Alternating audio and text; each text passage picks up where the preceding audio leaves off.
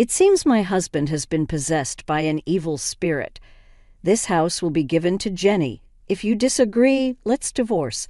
To think that the house I bought would be given to our eldest son's spouse. You better leave this house quickly." "Ha, my husband sided with his daughter-in-law. I will put the house under my name. A monthly repayment of $1,800 is possible." "Ha, my eldest son is also on his wife's side. Well, I'm no longer attached to such a dirty house. Then, as you all say, I will leave this house. You three will suffer from now on. Be on the lookout for what's about to happen. My name is Dorothy, and I am 60 years old. I hold a senior position in a leading company and have a higher status than usual. I live with my husband Frank, who is 2 years younger than me. Last year, we renovated our house in preparation for the future. Our house was built by my father and has aged and deteriorated over the years. Therefore, we wanted to improve the living conditions to spend the coming years comfortably. However, considering our age, the monthly repayment amount is somewhat high at $1,800. But since I am an executive at a large company, the chances of passing the loan screening are pretty high. Frank works in management at a medium-sized restaurant, but earns less than me, so the loan is more likely to be approved in my name. My salary alone makes it difficult to continue with the house loan. This house, originally belonging to your father, is currently registered in your name. I'm sorry, but could you take on the full amount of the loan? In return, I will contribute more to the household than before. After such a discussion, we decided to renovate.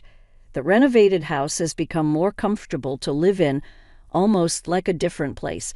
It's very pleasing to know that by renovating the house I've lived in since childhood, I can continue to live here for a long time.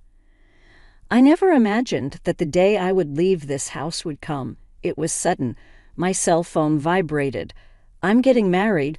My son Steve told me over the phone. Steve is 31 years old and works as a middle manager in a leading company. My eldest son, who has always been an excellent student, devoted to his studies and club activities, has continued to be enthusiastic about his work as an adult. That might be why I have never heard about his romantic relationships. I was very curious about the woman he was considering marrying. I wonder what kind of person she is. If Steve chose her, she must be charming. However, I'm worried that Steve, who has little experience in love, might be taken advantage of by someone with ulterior motives. I was filled with excitement and worry about meeting the woman my son brought home for the first time. Then the day of the first meeting arrived. A woman with brown hair and a white chiffon dress exuding purity came to visit. "I'm Jenny. Please take good care of me," she said, polite and charming, making for a likable first impression. "I'm honored to meet you, father and mother." She smiled, showing her sparkling white teeth. "If it's her, I can entrust my son with these." I felt this way, and it seemed Frank shared a similar opinion, showing a smile. "She's a wonderful girl." When Frank murmured that, she said, "I'm so happy to hear that from you, Dad. I look forward to getting along with you," gripping Frank's hand tightly and looking back at him. "How? What's happening?" Her intimacy surprised me, and I was a bit bewildered. Steve seemed surprised as well. However, a complex expression appeared on Frank's face. It wasn't jealousy, but it wasn't a comfortable feeling either. What are you doing?" I asked, wishing for her to avoid such actions for my son's sake. She panicked. "Oh, I'm sorry. I shouldn't have done this upon our first meeting," and quickly apologized, withdrawing her hand from Frank's. "I'm often told that I don't understand personal space. It's not intentional, but I'm truly sorry. It seemed like it really wasn't intentional." Still, I was somewhat surprised by her actions, considering I initially had a good impression of her. However, Steve truly loved her. Yeah, Jenny might have a strange sense of personal space. Haha, but that's part of her charm. I'm not good at talking with women, but she approached me proactively. That's why we could become so close and consider marriage. I didn't expect Steve, who is usually passive towards the opposite gender, to change so much because of Jenny. Please take care of Steve. Despite various emotions, if she is a good person, everything will surely be okay. I accepted their engagement. Afterwards, things progressed swiftly, and within a few weeks, they had officially submitted their marriage registration. I wished for the best for their future happiness. One day, half a year after they got married, when I returned from work, there were unfamiliar women's shoes at the entrance, stepping into the living room. I found Jenny. "Oh, Mother, welcome back." The table was littered with empty cans and bottles of alcohol. It seemed they were enjoying some drinks. What's this? I wondered about the two of them having a party without Steve. I happened to meet Jenny on my way back from work. We talked about wanting to get closer, so we decided to drink together. But since it was before payday and money was tight, I suggested drinking at home. Why have a party at home? It would have been ideal if Steve also joined and we all could have had fun together. I don't want to intrude on the newlyweds, but it would have been better if we gathered at Steve and Jenny's place. I tilted my head and answered, "Indeed, we could have done it at our house, but the beauty of this residence is exceptional, and our place is a bit messy right now." Jenny's speech was unclear. She was slurring her words, clearly quite drunk. Hearing her normally precise speech become lax under the influence of alcohol was unexpected. But what was the reason for enjoying the alcohol just between the two of them? Why didn't you call Steve? I found it unusual for a daughter-in-law to come to her in-law's house to drink, especially during the honeymoon phase. After seeing them together, I started to look for Steve. Steve is currently busy with work and working late into the night. Because of that, I've been feeling very lonely, Jenny said, starting to cry. It's okay, Jenny, you've done nothing wrong. The problem lies with Steve, who leaves you alone despite being newlyweds. Saying this, Frank gently stroked her head. What, Father? What is this situation? I feel increasingly uncomfortable, I said, confused by her statement. I had a lot I wanted to say, but the day's fatigue made everything feel bothersome. I'm going to take a bath. Please clean up after yourselves, I said with a sigh and headed to the bathroom. Afterwards, I called Steve to explain the situation, and he replied that he would leave work and come to pick her up immediately. Jenny's behavior seemed very odd to me. However, the fact that Steve rushed over to get her showed me how deep his affection is towards her. But I couldn't shake off the feeling that their future domestic life might be somewhat troublesome. Reluctantly, I decided to give advice about their future life when Steve arrived. While lost in thought in the bathroom, quite some time had passed. Returning to the living room with a somewhat dazed mind from the heat, Steve should have already picked up Jenny.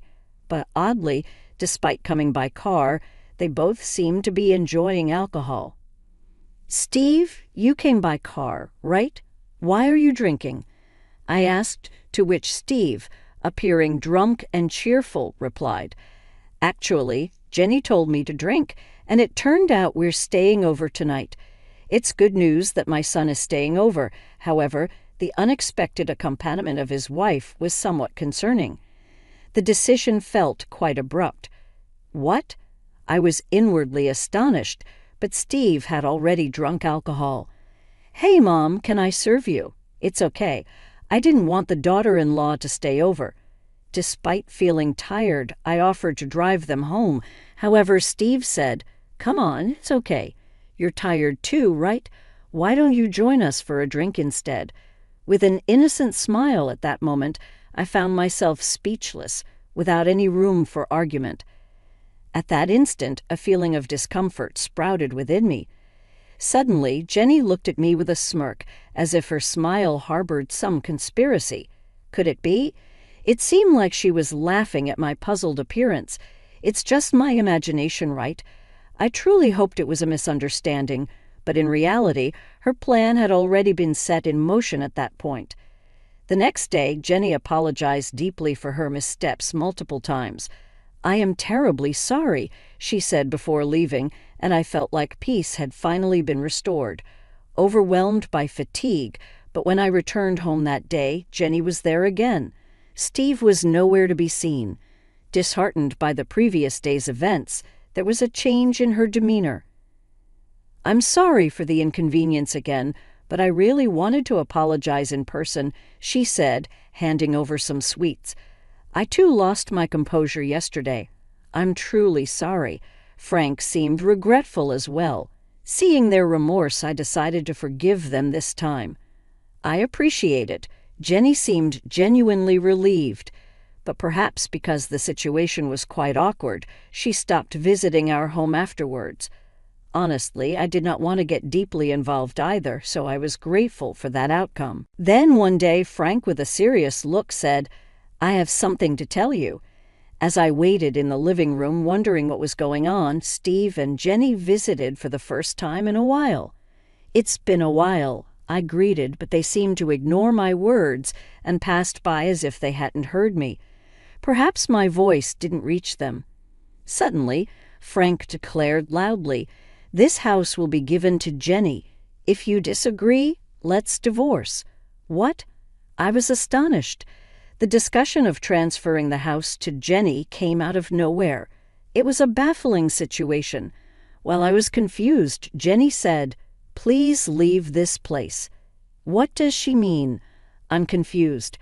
"Wait a minute, what do you mean by transferring the house to Jenny?" I asked, to which Frank replied, "You've been making Jenny suffer, haven't you? That's unforgivable. She's such a good girl. Making her suffer, there's no such fact." However, Frank refused to listen to my argument. "Shut up," I heard it from her. That's why she was crying, saying she couldn't go home. Frank continued angrily, with Jenny shedding tears. Why has it come to this? Then Steve also burst out in anger. "I never thought my mother could do such a thing. You're horrible." The more I denied, the angrier they became, and Jenny's tears didn't stop. "That's why we're going to divorce. Leave this house immediately. I plan to continue living here with them." I couldn't understand why I had to transfer my own house to Jenny. When I asked for the reason, because Jenny is deeply hurt.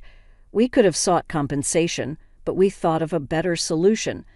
"Taking this valuable house from you and giving it to Jenny is the appropriate punishment for you," was the response I received. "Even though I didn't make her suffer, why should I face such retaliation?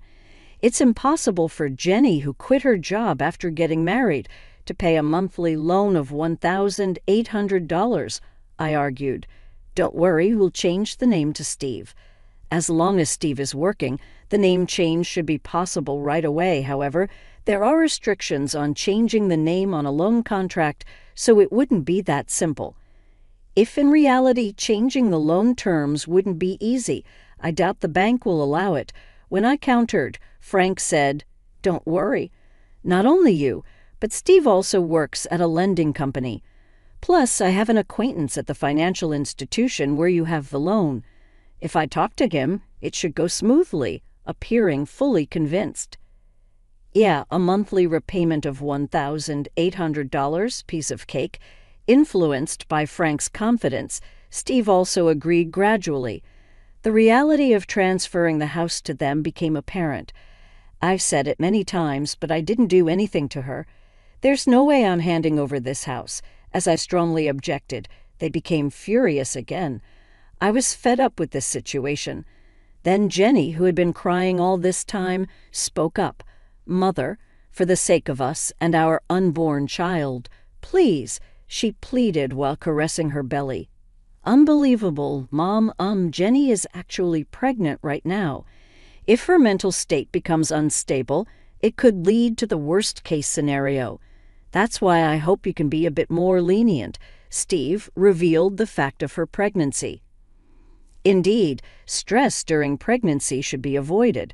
However, being forced to transfer my home based on unfounded accusations is unacceptable.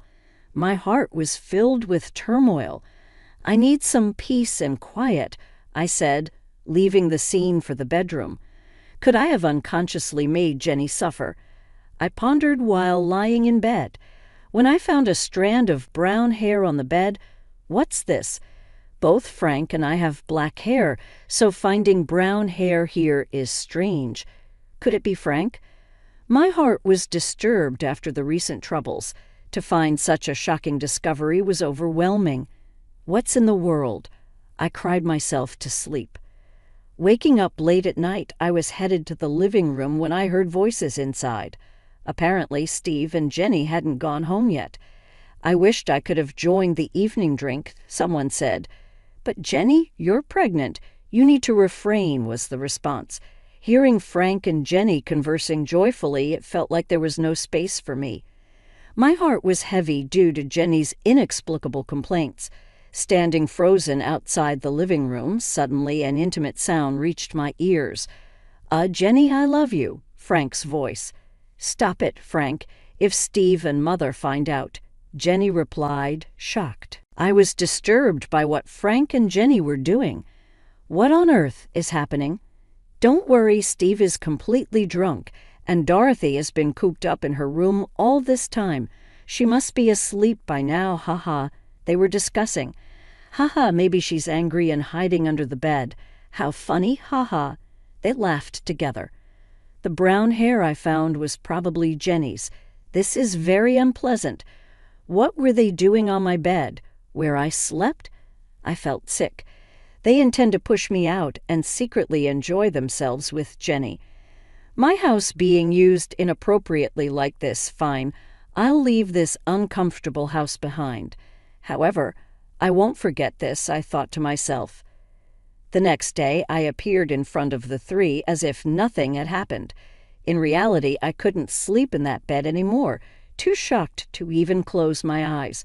So you finally decided to transfer the house? They smiled all at once. When I said I've decided to transfer the house, great, let's go for the name change procedures. I'll easily pass the loan screening. Steve was excited. He knows nothing. Although it saddened me at the moment, I had no intention of revealing the truth to my son. He wouldn't listen to his mother, at least not yet. Afterwards, busy days of divorce proceedings and name changes followed. The name change process wasn't easy, but it was eventually completed. "This house is no longer yours, haha," Frank taunted. "Hurry up and leave, old hag, haha," Jenny whispered admiringly. I felt nothing but anger. They were the ones who were supposed to leave. I intended to make them, but not before getting back at them. Letting go of the home I had lived in since I was born was painful, yet I could no longer feel attached to a place associated with infidelity. I planned to use this abnormal situation to create turmoil between them. Wait and see. When the time comes, I'm ready, is what I said and headed to my former home. As I pressed the doorbell, Frank responded irritably, "What do you want, stranger?" Despite it being our first encounter in a long time, I have something to discuss. Won't you let me in? I answered firmly, "Why should I let you into the house?" Frank stubbornly refused my entry. "I have something very important to discuss, especially to Jenny." Frank's response shifted, mentioning her name. They readily invited me inside. Using her name was the last thing I wanted. However, it was clear that Frank was heavily influenced by her, so I leveraged that. "You're a stranger now? Stranger? Even though legally we're strangers after the divorce." That term felt too heartless. I was infuriated by Frank's reaction. "Why are you here now?" They became more guarded. "I want you to see this," I said, displaying some photographs. "What is this?" Their surprised voices filled the room. The photos were of Frank and her on a date, captured by a detective I hired to follow them after our divorce, recording their moments together. "Wait, what?" Steve was unsettled. "So what? We're just daughter-in-law and father-in-law with a good relationship. Nothing more, right? Why would you take such meaningless photos? What do you want?" They insisted they were just close. "Really? Then what about this?" I pulled out my smartphone and played a certain audio. I've always liked Jenny. Keep your voice down, or Steve and my mother-in-law will hear their voices and inappropriate sounds were recorded. What's this? On the day I discovered their relationship, I had secretly recorded their conversation. You're just misunderstanding, Frank desperately tried to explain. Misunderstanding? This is clearly a problem, Steve erupted in anger. Jenny just looked down. I pressed further. Let me ask you, whose child is in your belly, really? Steve's complexion changed. Could it be Dad's? He was lost for words. That's impossible. He always comes, oh, she inadvertently confessed. You admitted it, you just said it. Their argument intensified, and Frank and Steve got into a scuffle. Ouch. Jenny seemed to be in pain, which made them stop fighting. I seized the moment. Haven't I always said I didn't make Jenny suffer? Did you lie to get rid of me to convince Steve? Steve was shocked. No, that's. I'm the worst. Why didn't I believe my mom? He blamed himself for being swayed by Jenny and doubting his mother. It's so clear now. We should talk about this. Steve raised his voice at them. Initially silent with all this evidence.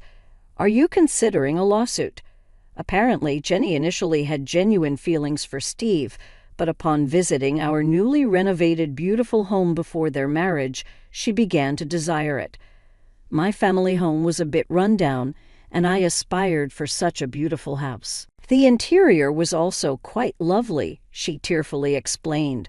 Wanting the house, she decided to get closer to Frank, using opportunities when he returned from work to drink without Steve. The months she didn't visit the house, she became close to Frank, plotting to get rid of me. You could have just suggested living together from the start. When I said that, she remained silent before finally responding.